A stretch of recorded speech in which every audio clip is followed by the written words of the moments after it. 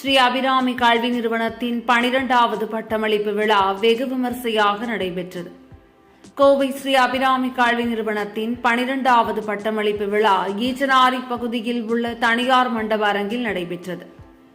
ஸ்ரீ அபிராமி மருத்துவமனை மற்றும் கல்வி நிறுவனத்தின் தலைவர் டாக்டர் பெரியசாமி தலைமையில் நடைபெற்ற விழாவில் இயக்குநர் டாக்டர் குந்தவி தேவி குத்துவிளக்கு ஏற்றி விழாவை துவக்கி வைத்தார். நிகழ்ச்சியில் சிறப்பு விருந்தினராக தமிழ்நாடு டாக்டர் எம்ஜிஆர் மருத்துவ பல்கலைக்கழகத்தின் துணைவேந்தர் டாக்டர் மு. நாராயணசாமி கலந்து கொண்டு தேர்ச்சி பெற்ற சுமார் 270 மாணவ மாணவியருக்கு இளங்கலை பட்டங்களை வழங்கினார்.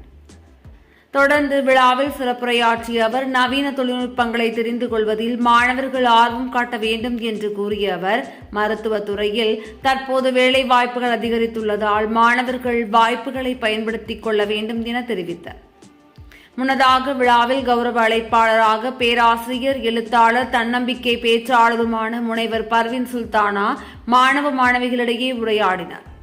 அப்போது பேசிய அவர் மாணவர்கள் கற்கும் கல்வி சமூகத்திற்கு பயனுள்ளதாக அடுத்த தலைமுறைக்கு விதையாக இருக்க வேண்டும் என கேட்டுக்கொண்ட அவர் மருத்துவத்தில் மிக முக்கிய சேவை பணிகள் தொடர்பான துறைகளை தேர்வு செய்து பட்டம் பெற்ற மாணவர்களுக்கு தமது வாழ்த்துக்களை தெரிவிப்பதாக கூறினார்.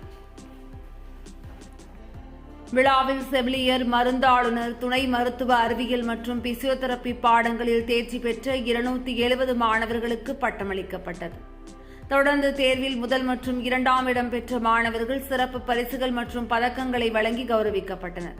விழாவில் ஸ்ரீ அபிராமி மருத்துவமனை மற்றும் கல்வி குழுமங்களின் இயக்குநர்கள் டாக்டர் பாலமுருகன், செந்தில்குமார் மற்றும் மருத்துவர்கள் உமாதேவி, சுசரிதா, டாக்டர் அரவிந்த் பாபு, ஜெயபாரதி, ரேணுகா, ஜீவானந்தம், நரேஷ் பாபு, குகன், பேராசிரியர் மணிமேகலை உள்பட துறை தலைவர்கள், பேராசிரியர்கள், மாணவ மாணவிகள், பெற்றோர்கள், அலுவலக பணியாளர்கள் உள்பட பலர் கலந்து கொண்டனர்.